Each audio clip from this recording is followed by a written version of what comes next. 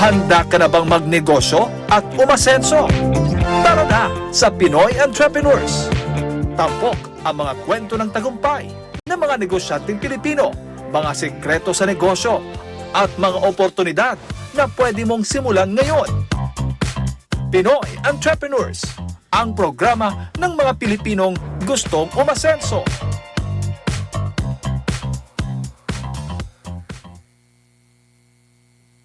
Hello mga kapartner! Magandang tanghali! Ayan! Isa na naman, ayun. Magandang tanghali mga kapartner! Ayan, isa na naman magandang bagay na pag-uusapan natin ngayon. Pangarap mo bang magkaroon ng sariling negosyo pero hindi mo alam kung saan magsisimula?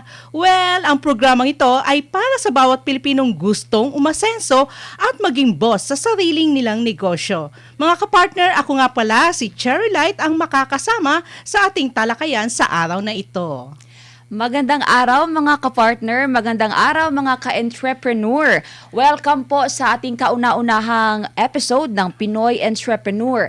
Ikaw ang boss sa negosyo mo. Ako naman po ang inyong kapartner, Angel Pastor. At ngayong araw nga po ay sisimulan natin ang isang journey patungo sa pag-asenso, sa pagnenegosyo at sa pagiging boss ng sarili nating negosyo. Alam mo ba na maraming Pilipino ang may pangarap na magnegosyo pero karamihan hindi alam kung saan nagsisimula o magsisimula. Ikaw, isa ka ba sa kanila? So ang programang ito mga kapartner ay ginawa para po sa inyo, para sa mga nangangarap, para sa mga gustong magsimula ng mga negosyo. At para sa mga gustong palaguin ang kanilang negosyo, ang programang ito ay para nga po sa inyo. At huwag na po nating patatagalin pa mga ka-entrepreneur. Ngayon po sa ating unang episode ay makakasama natin ang isang inspiradong leader sa mundo ng negosyo. Ang CEO ng First Colonial Grill na kilala sa kanilang masasarap at kakaibang putahe tulad ng sikat na sili ice cream. Ipinapakilala po namin si Mr. Elmer Bong Aspe. Hello sir, good afternoon. Hi Ma'am Angel, hi Ma'am Cherry. Magandang hapon po sa inyong lahat. Magandang tanghali Sir Elmer. Ayan, opo. Ngayon kasi kung piling natin tanghali, mainit, ngayon sa pamamagitan ng programang ito, Angel, mapapalamig natin ang kanilang Yes. pakiramdam ngayong araw na ito. Umpisahan na natin. Sir Elmer, magandang araw nga po sa inyo at maraming salamat sa pagbibigay po ninyo ng oras. Maraming salamat din. At kami po ay nagagalak dahil nagpaunlak po kayo ng aming imbitasyon. Ang First Colonial Grill ay isang kilalang lokal na restaurant sa Bicol at sikat na authentic na lutong mga Bicolano. And sa kanilang original na sili ice cream, isa yun sa mga kumbaga produkto ng First Colonial. So kilala ang Bicol na mahilig sa mga May gata. may gata. Yes. And kilala din sa mga maanghang na mga pagkain at may mga kakaiba rin sa kanilang mga inaalok tulad po ng inyong sili ice cream. Sili ice cream. So, pwede niyo po bang unang Ikwento. tanong, ikwento, paano po ba nagsimula si First Colonial Grill? Ang First Colonial Grill po nagsimula noong 2004. Nung nagsimula kami, ang main purpose talaga namin is to promote Bicolano food, Bicolano cuisine. Kasi doon yun ang talagang nakafocus kami. Bakit kami naglagay ng colonial? It is because na kami mag-asawa, pag may bisita, hindi naman kami lumalabas paggabi na pumunta sa bar o mag-inuman. So, ang pinakapang-entertain namin is pagkain. Yung asawa ko, mahilig magluto, mahilig mag-experiment. Pero dentista siya. Wala siyang formal training sa pagiging chef, kaya lang sobrang hilig mag-experiment ng pagkain. So, doon nagsimulang colonial. Kaya naisipan namin, why not put a colonial restaurant na nakafocus sa pagkain Bicolano. Hindi lang bisita namin ng entertain namin, kundi is bisita ng mga kapwa namin Bicolano. Kaya namin tinawag na colonial yon kasi yung pinakaunang outlet namin is yung building niya, it is situated in a building built during the American colonial time. That's why. So doon na-coin yung word na colonial. Kaya pala. Sir, ano po yung naging inspirasyon nyo naman po upang pasukin ang industriya ng food business? Okay, before the food business, we are into pawn shop. We are into jewelry stores, yung mga ganon. Kaya lang, nung nag-aaral ako, may isa kong kaibigan na pinadala sa akin yung franchise ng negosyo niya. So from there, it's a food business. From there, doon ko nakita na may potential yung negosyo ng pagkain. Aside from that, nag-merge pa yung kagustuhan namin na mai-promote yung pagkain Bicolano sa mga bisita, local and foreign tourist.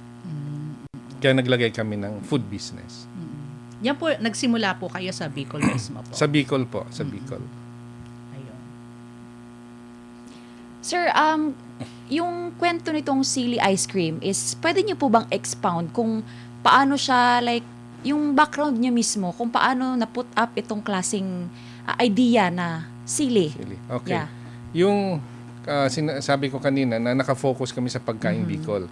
So, ang challenge ko sa team na gumagawa ng pagkain, sabi ko, let's make something nakakaiba. Yes. Doon sa amin may kilala sa halo-halo.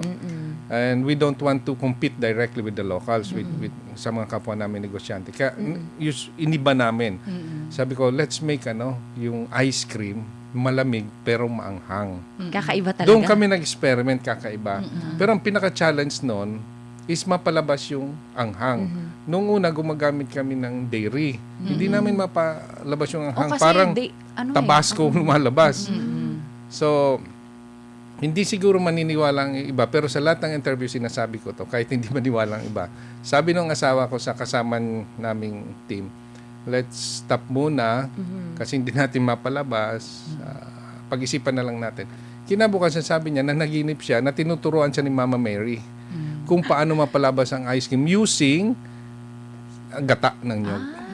Okay. Yun, doon na nagsimula. Then the next challenge, paano namin ma-introduce sa market? Kasi hindi pa naman nila kilala yung sili ice cream. Kaya sumali kami sa mga bazaar, sa mga expo. Yes. Ang dami namin free taste na inubos para doon. Hanggang yung mga Bicolana, they own the ice cream. Nagkaroon sila ng, this is from Bicol. So sila na mismo nagpo-promote. Kasi nakita nila na masarap and then talagang kakaiba. Nakuha nila yung taste Nakuha ng yung taga taste. Bicol. Oo. Ayan. So, paano po, ngayon, nag-start po siya ng Bicol. Kumalat na rin po ba dito sa iba't Manila, ibang area opo. sa Manila? At may plano rin po ba kayo na maglagay sa Visayas at Mindanao? Kasi since ang Pilipinas naman ang may temperatura talaga tayong sobrang init kagaya ng panahong ito. Opo. Ngayon, nakafocus kami sa Metro Manila. Dito sa Metro Manila, nakalagay na kami ng several branches. Ngayon, may mga bubuksan pa kami this month, sa mga susunod na buwan rin. Tinitingnan rin kasi namin pagdating sa Visayas and Mindanao, yung logistics, especially ngayon na yes. sobrang taas, my God. Hindi namin alam kung paano gagawin with regards to shipping. Shipping, yes. Kaya ang isang inisip namin maglagay dito this year or this second quarter ng sarili naming production area dito sa Metro Manila. Pero kasama yan sa sa balak namin maglagay sa iba-ibang lugar sa buong Pilipinas. And hindi lang sa buong Pilipinas, malaking hope namin na International. Abot ng Kasi international.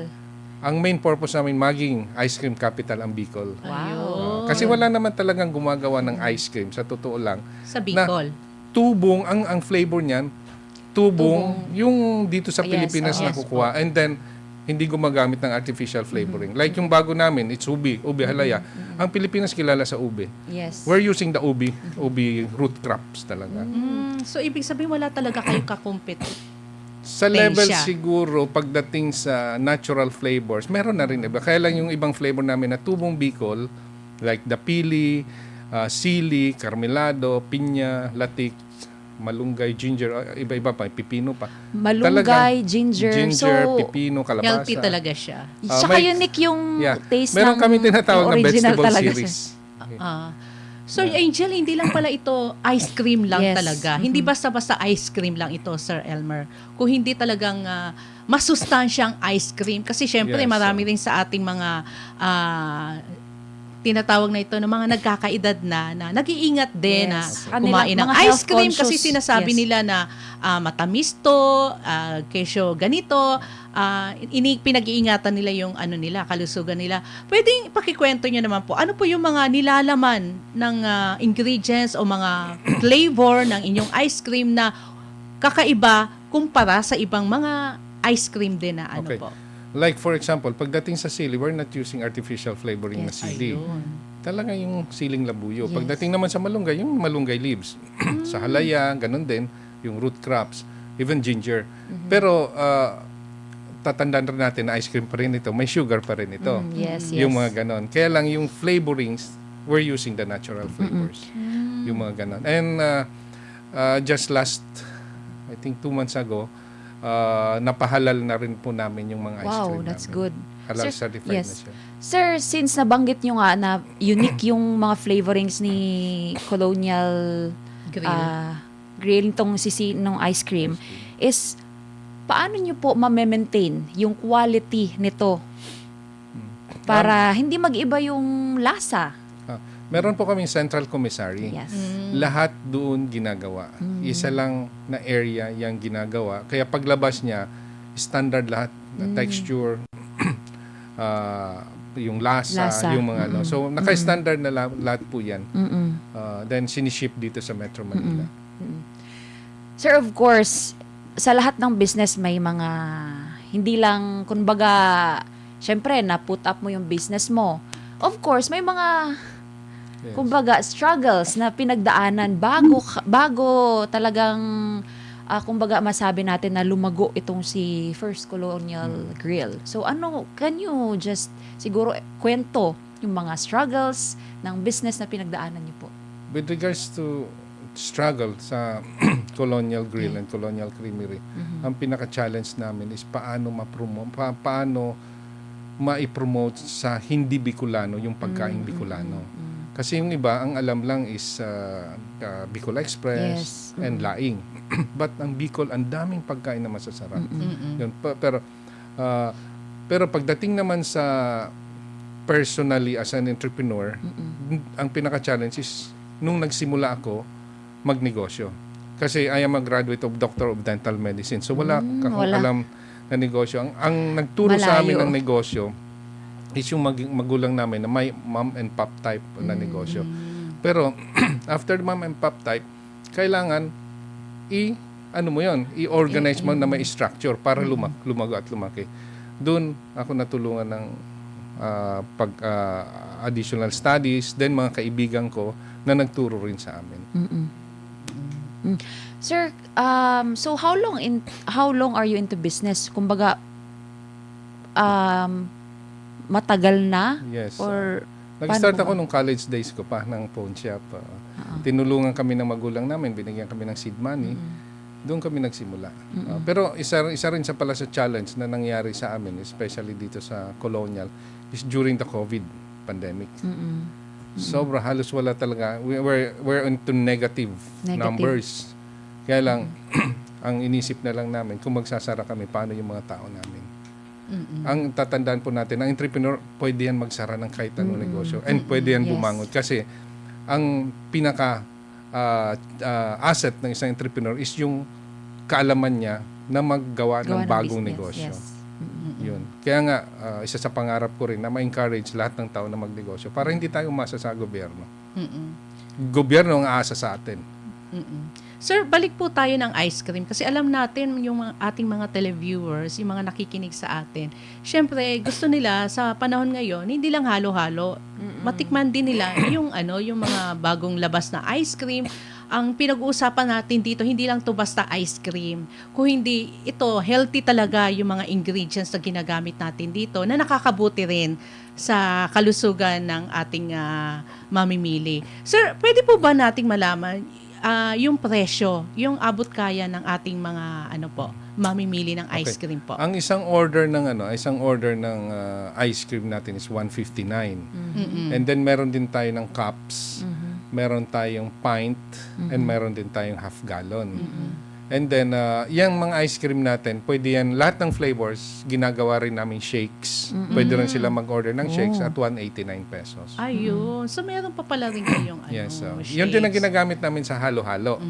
So, hindi lang isang lasa ng halo-halo. Gusto mo ng halo-halong tinutungan ng lasa, tinutungang roasted rice, o kaya halo-halong karmelado. So, ginagawa namin halo-halo. So, ibig sabihin, hindi lang kayo ice cream, meron din pala kayong Yung halo-halo. shakes and halo-halo. Shake, halo-halo. Ayun. Alam niyo mga kapartner, no? Hindi naman dahil sa nandito si Sir Elmer o si Sir Bong, Elmer and Bong, ay iisa lang po. Ayan. Hindi naman po sa pagano kasi kanina, bago tayo nag-start ng program, pinatikim niya po kami Yes. ng ice cream. Ako na po mismo magpapatotoo. Kami po ni Angel, sobrang sarap. At ito pa mga kapartner, hindi siya masyadong matamis. Ako kasi, hindi ako masyadong nagkakain muna ng ice cream ngayon dahil nga iniisip ko yung yung sugar Sugar niya. level, Opo. yes. Pero hindi Tamang-tama lang yung lasa niya. May sugar siya, may tamis siya, pero tamang-tama lang at lumilitaw, lumulutang yung lasa, yung flavor. Yes. Kaya ganun siya kasarap. Kaya pala, ito yung isa sa mga gustong-gusto ng mga customer nila dahil lumilitaw yung lasa, yung flavor na gusto nila like malunggay o ano pa yung mga yung pili nuts na tikman natin, masarap Carmelado. siya. Carmelato. Yes. Opo. Yun yung Ginger. Gusto ko yung carmelato. So, Pero- sobrang na-appreciate ko yun, Angel. Sir, yung mga flavors ni First Colonial Colonial Creamery Creamery is bukod doon sa mga usual na flavor na meron na kayo, is may plano po ba kayo na magdagdag pa ng mga iba pang flavors na kumbaga matawag talaga nating unique na kay First Colonial Creamery lang talaga? Actually, continuous naman ang experimentation namin. Before kami pumunta rito yesterday sa Manila, may pina-testing sa amin yung wife ko na bagong flavors na ilalabas namin. And Wow. continuous naman yan. Kasi yan talagang hilig ng, siyang head ng R&D namin, yung wife ko, and yan ang hilig niya. Then ang kagandahan pag may hilig ka, kahit yung mga minsan hindi natin alam na pwedeng gawing Pwede, flavor, yes, ginagawa oo. niyang flavor. Ang hinahanap lang namin, consistent ang supply ng isang like ube halaya. Pero ngayon may challenge sa amin sa ube halaya. As far as Pangasinan, kumukuha na kami kasi sa Bicol medyo kulang ang supply. Ayun. And maybe one of these days yung durian. Durian, yun. Masarap yun.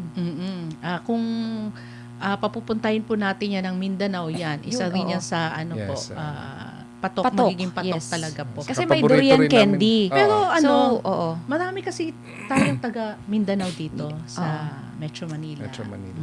Kaya, Paborito rin kasi namin Yung ang durian. Sir, kailan nyo nasabi na successful na po yung negosyo nyo? Kailan nyo nasabi yan? Okay, with regards sa Colonial Restaurant, Colonial Creamery, pag nakilala na siya sa buong Pilipinas and international, then me, as an entrepreneur, masasabi kong successful na ako pag marami akong na share o nagawang entrepreneur. Kasi nagme-mentor din po ako sa ibang upcoming entrepreneur na dumami entrepreneur ng Pilipinas. Kasi isa yun sa pangarap ko na dumami entrepreneur ng Pilipinas para hindi nga tayo umasa na Yes. masyado sa government. Sir, are you open po ba for franchise? Yan at actually inaayos namin ang franchising program namin. Kasi Pero- maraming ngayon mga parties. Yes. So kung gusto nilang kumuha ng ice cream service, syempre hindi lang yung may ice cream, unique yung lasa. Tama. Patok. May mga nagpapa-actual dito sa Metro Manila, marami kaming catering na rin. Really? So, pag naayos na namin yung franchising program namin, ila-launch talaga namin. Kasi yun lang ang paraan para mabilis makilala. Kaya lang Yes, tinesting nga yes. muna namin dito sa Metro Manila. And it's doing good naman. Ayan. Sir, bukod po sa sa ice cream, sa shake, at saka sa halo-halo, ano pa ho yung mga merong ibinibidang mga produkto po itong First Colonial Grill po? Meron kaming Buko chapsuy. Wow. Buko chapsuy. Buko, yeah. Wow. Meron kaming bahay kubo Kakaibang- salad. Yung lahat na gulay na sa Nasa- kanta ng bahay kubo nandun meron. lahat. Yes. Marami. Even kasi ang Bicol kilala rin sa pansit bato. Mhm. So ano rin kami ng pansit bato, meron kami pansit bato. Kung anong kilala sa Bicol nilalabas namin. Bicol kilala rin sa sa longganisa. May isang doon, may festival nga sila sa Ginubatan. Meron din kami doon. Ginawa naming pasta. So marami po 'yan. Marami po kaming even tinutungang manok. Manok. Yun, kilala pwede nyo kasi ang Bicol sa ganyan. explain yung tinutungang manok, sir. Ano yun? Pag kasi may bagyo sa Bicol, para magata mong maayos, yung maraming natutumbang puno, kung ano-ano, like papaya, o kung ano. Para magata mo siyang maayos, tututungan mo yung Gata. gata, yung grated coconut. Okay. Tututungin mo, then maglalabas siya ng sarili niyang aroma. Oh. Then ihahalo mo dun sa lulutuin mong chicken. With either with banana or papayang hilaw. Kasi ang dami yan, hilaw na papaya, hilaw na banana. Banana, yes. Apo. Masarap siya na Sir, yung First Colonial Grill, maliban sa ice cream, meron din po kayo dito sa Metro Manila? Before meron kami sa NAIA, kaya lang nung nag-renovate na displace kami. And ang sabi sa amin, bibigyan daw kami after maayos lang yung renovation ng na-relocate karamihan So, but up to now wala pa. Hindi pa kami nabibigyan. But we're hoping ang ibang mall, may mga application na rin kami sa mga malls. Dito sa Sir, sorry, paulit lang yung kung ilang branch na kayo for for first- Bicol, ang Colonial, I think merong 8. 8 branches. And Sa then Bicol. dalawang Colonial restaurant yun, then dalawang creamery. Dito naman sa Manila, we have lahat creamery, meron 10. 10. Then may mga bubuksan pa. Okay, that's nice. Almost every month naman may binubuksan kami na outlet. Almost every month. So, Nag-start kami I think 2 weeks ago nag-open kami ng Manila Bay. bago na. Okay. Ayala. Sir, alam po namin na kayo ay maituturing na matagumpay na negosyante. Bilang negosyante, pwedeng pag-usapan natin kung ano yung pwede nating maibigay na advice sa mga gustong magsimula ng Yes. negosyo at maging boss ng sarili nilang negosyo at ano-ano pa yung mga dapat tandaan sa pagnenegosyo po. Okay, sa pagnenegosyo po kasi kailangan, lalo na pag nagsisimula ka pa lang, ikaw mismo ang gagawa.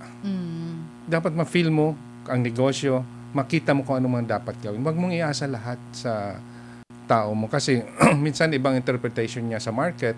Like for example, nag-launch ka ng isang product.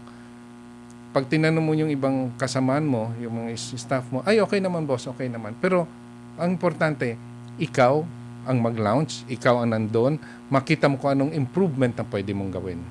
Lahat naman napapag-aralan. Kagaya sa aming mag-asawa, we are both graduate of Doctor of Dental Medicine. Kaya lang yung asawa ko hindi na rin nag-practice. Nag-focus na kami sa negosyo. Lahat yan napapag-aralan. Huwag lang kayong magsawa mag-observe sa nangyayari sa gusto nyong pasuking negosyo. Kasi iba-ibang negosyo, iba-ibang challenge. Walang standard dyan na isang path lang ang pupuntahan nyo ang gagawin nyo. Iba-ibang negosyo, iba-ibang challenges yan. And don't forget to ask somebody na into that business, or yes. an entrepreneur. Karamihan naman ng entrepreneur, very willing silang magturo. At saka wala naman talagang negosyante o nagsisimula pa sa pagnenegosyo na walang challenge. Talagang nandyan, kakambal yung challenge. Kasi hindi ako naniniwala sa one time, big time. Yes. Mas gusto ko yung incremental, yung napapag-aralan hanggang lumalaki yan. Dahan-dahan. Nagko-continuous. Kasi yan ang may forever na tinatawag na negosyo. Pero para sa mga nagsisimula po, sir, lalong-lalo na ngayon kasi 'di ba, parang yung crisis ngayon sa Middle East po. Paano ito parang ibang issues lang 'to. Sa inyo po, ano yung may effect po ba sa nangyayari ngayon? My take dito sa nangyayari ngayon is I think this is worse than COVID. For me. Ayun. Bakit? During COVID time, hindi tumaas ang gasolina natin. Mga bilihin, ang gasolina bumaba pa nga ng konti. And may ayuda ang government. Kahit sa mga empleyado noon, kahit ako, nabigyan ako ng 3 transatan tigpa 5,000, kahit pa paano nakatulong na yun. So walang tumaas na fast-moving consumer products. Ngayon, halos lahat affected, halos lahat. Hopefully, magkaroon ng matatag na programang pang government natin na ma-address ito. Yes. Pero sa ngayon, na hindi ma-address, let's brace for impact. Ngayon pa lang magplano na kayo kung Yes. paano Ayun. ma-address ang crisis na ito. Kasi tatamaan tayo. Especially pag nag-drug pa ito ng ilang buwan. Tatamaan Kung kaya't tayo. kailangan ng mga Pilipino na mag-isip din ng kumbaga long-term na mapagkakakitaan Yes, na oo. business. Kumbaga yung kaya-kaya lang muna sa pag-put up ng business. So, Oo. yun yung maganda Totoo po ngayon. yun. Oh yes, Oo. yun yung dapat tutukan. Dapat tutukan. Yes. Kagaya namin, nag-form na kami ng crisis management team. So, lahat ng process namin, kahit hiring, good. kahit pag-utos sa mga taong lumabas para gawin ito, pinag-aaralan na lahat ng process na yun. Kung saan kami makakatipid doon na ginagawa Maganda. namin. Even ang pasok namin ngayon, tinatry namin yung 5 times a week. Pero kailangan alam ng mga staff natin and okay sa kanila. So, okay naman sa kanila para makatipid kahit papano sa kuryente. Or sa ibang bagay, makatipid.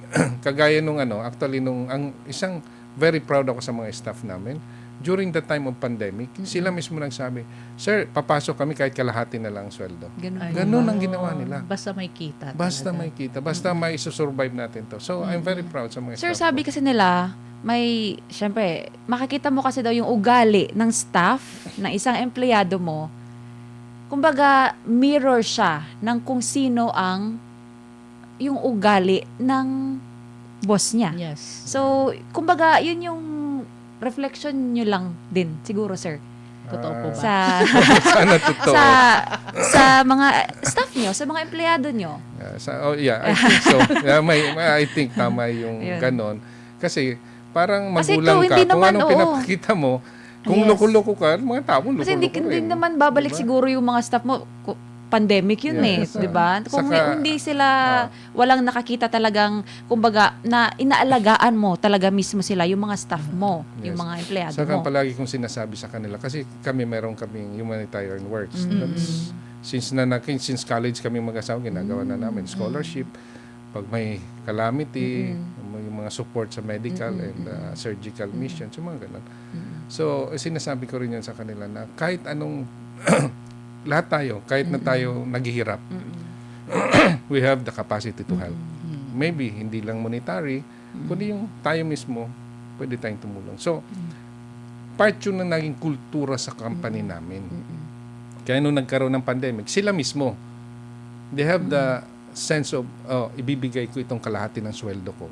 Hindi ko sisingilin para lang kami makasurvive. Yung parang ganun. So, nagkaroon na ng kulturang ganun. Ayun. Sir Bong, bago po tayo mag-break, pakibigay na lang po yung... Sir, invite our viewers na lang kung At saka yung contact saan po niyo. kayo makontak, Yes paano nila kayo ma-reach, and of course, syempre, para matikman nila yung unique flavors ng First Colonial Creamery. Yes. Yung First Colonial Creamery po, meron po kaming 10 outlets dito sa Metro Manila. Then meron kaming 2 sa Bicol Region. Then yung Colonial full restaurant, meron sa Bicol meron kaming 8. Then we have also the Sini Chicken. It's Taiwan street food. Yun din isa sa inaano namin. Yun. Kung gusto niyo pong matikman, meron kaming page, meron Yes. kaming pwedeng mag-online ordering sa Food Panda or doon sa page mismo namin. Sa Facebook po. Sa Facebook page, yes. So, ulitin ko lang, sir, yung sa Facebook pages nyo. Sa Facebook tsaka sa Instagram, may @Colonial Creamery, Yes. Colonial Creamery, tsaka @First Colonial. Yun sa mga Yes, social media pages sa po social ng media. First Colonial Creamery. Sa mga gustong matikman itong napaka-unique na mga flavors ng First Colonial Creamery, may branches po dito sa Metro Manila. Sa Ayala, SM Malls. Yes. Ayala, Malls. SM Malls, Sa Gyud, sa UP meron din. UP, yung mga taga Gyud Food. Gyud Food. Yeah, in UP. Okay, yung sa loob mismo ng UP, sir, Sa tama? loob ng Okay. UP. Mga taga UP dyan, mga viewers natin, baka gusto nyo matikman itong First Colonial Creamery, mga patok or unique na lasa ng ice cream. Yes. Ayun. Thank you so much po. Maraming Sir salamat Sir, Bong. po. maraming Ma'am. salamat, Sir Elmer Thank you so Bong much. And salamat Aspe. po sa pag-promote ng entrepreneurship. Ayun, Salamat. meron pa tong ano eh. Sir, may gusto ka pong i-launch Okay. na book? Opo. Ayan. Actually, Yan. I wrote a book. This is Yes. about entrepreneurship. This is the 12 laws of entrepreneurship. Actually, di ko nga alam kung paano ko ginawa ito. But it took me around more than 2 years na ginawa ito. Oh. Dito yung experience ko kung paano magnegosyo. Plus, yung interview ko sa natutunan ko sa mga kaibigan ko nagninegosyo rin. So, We will launch this, I think, May. May, Ngayong sa May, okay. Apo. Yan po, nandyan po yung mga sikreto o mga pamamaraan para sa mga bago rin pong nagnenegosyo. Yes, this is down to earth. Hindi to based on theory. This is based on experience. based on experience okay. mismo. Ayan. Ito yung pagninegosyo na may integridad, na may meaning, then kung paano magkaroon ng legacy. Hopefully, ang isang maging legacy namin, dumami entrepreneur, and then makilala ang Bicol na ice cream capital of the Philippines. So, paano po magkakaroon o paano natin mabibili kung meron pong Gustong We will make interesado? an announcement na Okay, lang po, okay po. Ayun. para sa ano. Ayun, contact na lang po sila dito sa Pinoy Entrepreneur Show. So, yun mga kapartner, si Sir Elmer Bong Aspe, ang CEO po ng First Colonial Creamery and the First Colonial Restaurant, ang pinaka-unique na lasa ng ice cream na matitikman po ninyo mga kapartners ay dito lang po yan sa First Colonial Creamery. And sa mga mahilig ng maanghang, tsaka syempre, malamig. Malamig. Tsaka mainit May yung kick. panahon ngayon. Very timely talaga siya, sir. So yun mga kapartner, sa aming pagbabalik ay inyo pong matutungayhan ang aming mga negosyo tips sa pagsisimula po ng ating negosyo. Antabayanan po yan sa aming pagbabalik. Maraming Thank you. salamat, Sir Bong. Maraming salamat din po. Thank you. Handa ka na bang magnegosyo at umasenso? Tara na sa Pinoy Entrepreneurs. Tampok ang mga kwento ng tagumpay ng mga negosyanteng Pilipino, mga sekreto sa negosyo, at mga oportunidad na pwede mong simulan ngayon. Lunes hanggang Biyernes, alas 12 hanggang alauna ng hapon.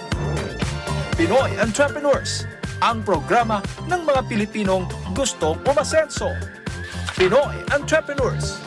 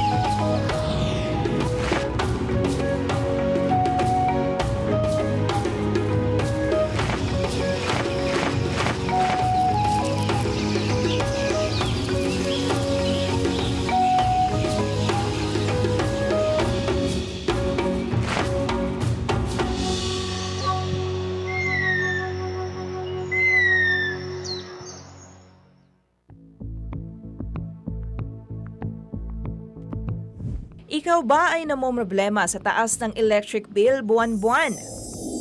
Huwag mag-alala, narito ang ilang paraan upang makatipid sa kuryente. Patayin ang mga ilaw at appliances kapag hindi ginagamit. Sa halip ay gumamit ng natural na liwanag upang makatipid sa kuryente. Tanggalin sa saksakan ang mga appliances kung hindi ginagamit. Iwasan ang paggamit ng maraming appliances ng sabay-sabay.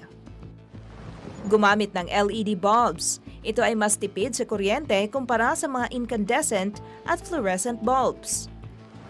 Regular na linisin ang mga appliances tulad ng electric fan, aircon vents at refrigerator.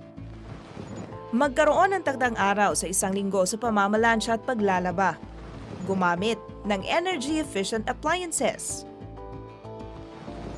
Tandaan, maging wais sa paggamit ng kuryente upang makatipid para mas gumaan ang buhay. Ang paalalang ito ay hatid sa inyo ng SMNI.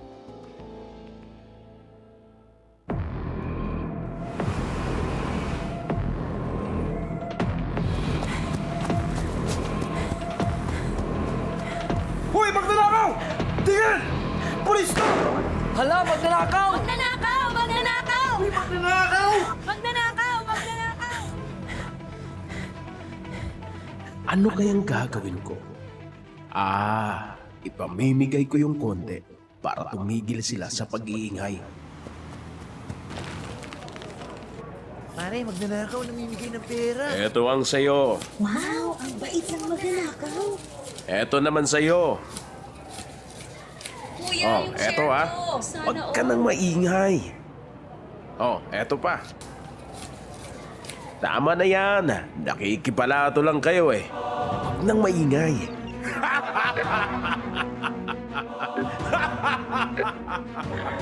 Oh, di ba? Konti lang pinamigay ko, mabait na ako. Tahimik na sila. Easy. Ngayon, pwede ko na tong suluhin. Masaya ang mga tao, pero tama po ba ito? Di po ba ang nakikinabang sa magnanakaw ay kasabwat ng magnanakaw? Ikaw, kinukonsenti mo ba ang legal na korupsyon? Handa ka na bang magnegosyo at umasenso? Tara na sa Pinoy Entrepreneurs. Tampok ang mga kwento ng tagumpay ng mga negosyanteng Pilipino, mga sekreto sa negosyo, at mga oportunidad na pwede mong simulan ngayon. Pinoy Entrepreneurs, ang programa ng mga Pilipinong gustong umasenso. Alright mga kapartner, nagbabalik po ang Entrepreneur, ang inyo pong programa ngayong tanghali. At mga kapartner ay magbibigay po tayo ng mga tips kung paano po magsimula ng negosyo. Kung sino yung mga gustong magtayo ng negosyo, paano magsimula. Kapartner Cherry, ano ang ating unang tip? Yes, maliban sa mga negosyo. maliban sa mga tips, Angel, na binigay ni Sir Bong Aspe, magdadagdag tayo. Paano nga ba magsimula sa maliit pero malinaw ang plano? Yan ang number 1 na mga tip para maging successful tayo sa ating pagnenegosyo. Hindi kailangang malaki agad ang puhunan. Yes. Ang importante, alam mo kung ano ang produkto mo at sino ang target market mo. Ang ating second tip para po sa mga nais magnegosyo ay, of course, kilalanin mo dapat yung produkto mo, kapartner Cherry. Siguraduhin mong quality at may kakaiba.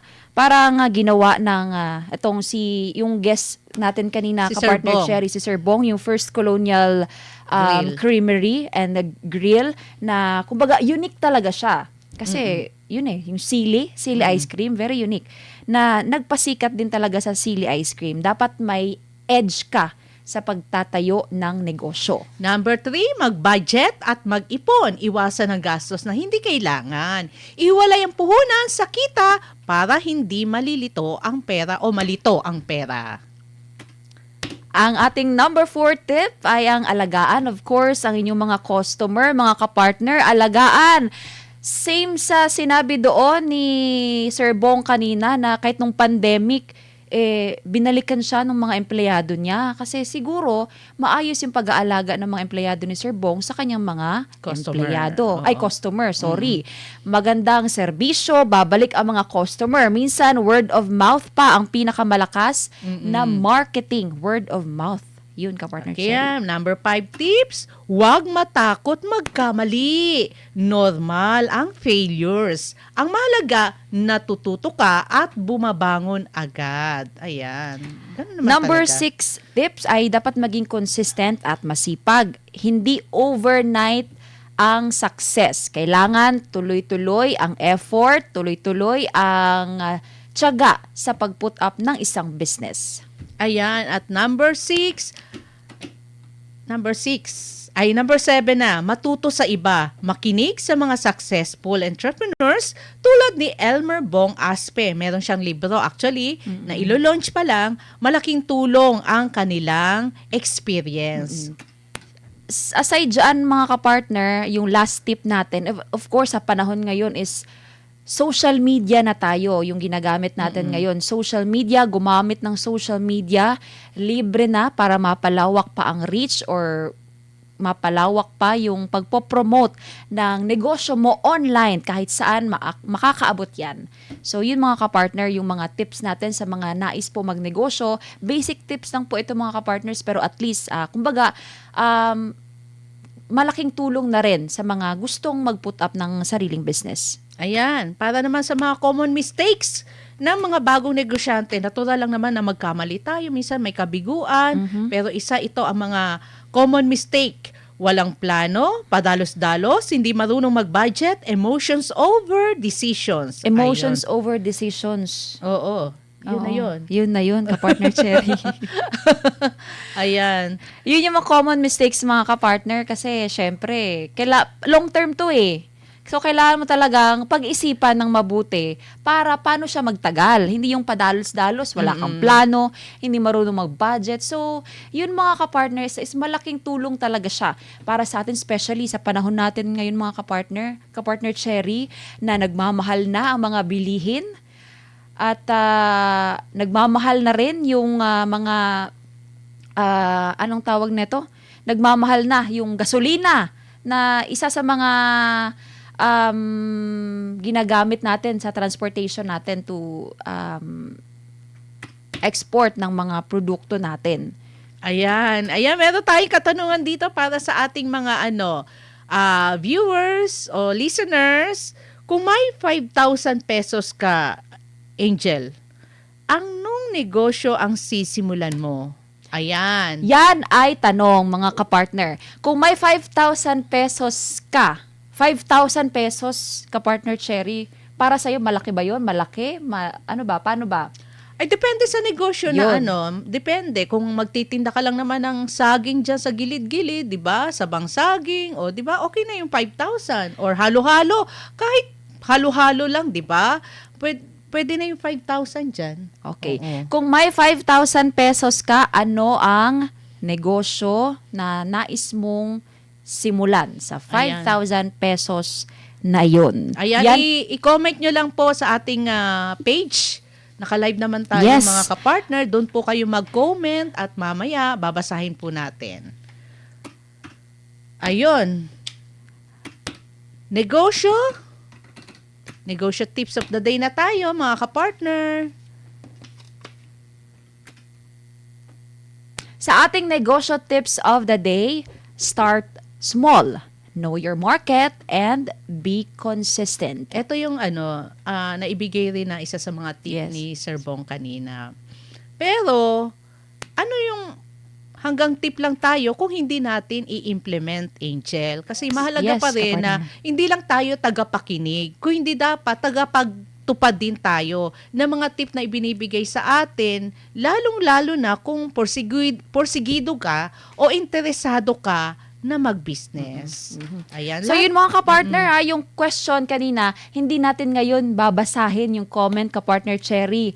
Sa next episode natin babasahin yung mga comments nila na kung may 5,000 pesos ka, anong negosyo ang sisimulan mo sa halagang 5,000 piso.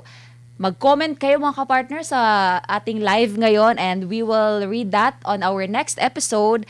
And yun, dito po nagtatapos ang episode natin sa araw na ito, ang Pinoy Entrepreneurs. Ikaw ang boss sa negosyo mo. Ayan. Sa susunod, sabay tayo, Angel. Yes, kapartner Cherry, kasi wala pa eh. Sige. Ayan. At syempre, tandaan natin, hindi man madali ang magnegosyo, pero sipag, tiyaga, at tamang kaalaman, posible ang tagumpay. Maraming salamat sa inyo mga kapartner sa aming Maraming salamat mga kapartner sa pagsama sa amin sa araw na ito, kapartner Cherry. At huwag makalimutan mag-like, share at i-follow po ang aming programa sa Facebook at Pinoy Entrepreneurs at sa aming YouTube page na Pinoy Entrepreneurs 2026 para sa mas marami pa pong negosyo tips and of course sa mga inspirasyon po na maibabahagi po ng aming programa sa ating mga viewers and ating mga ka-entrepreneurs, Pinoy entrepreneurs na gustong matuto when it comes to business. So, sa muli, ito po ang Pinoy Entrepreneur kung saan ikaw ang boss ng negosyo mo. Magkita-kita po tayo sa susunod na episode at magandang araw po sa ating lahat. Bye-bye!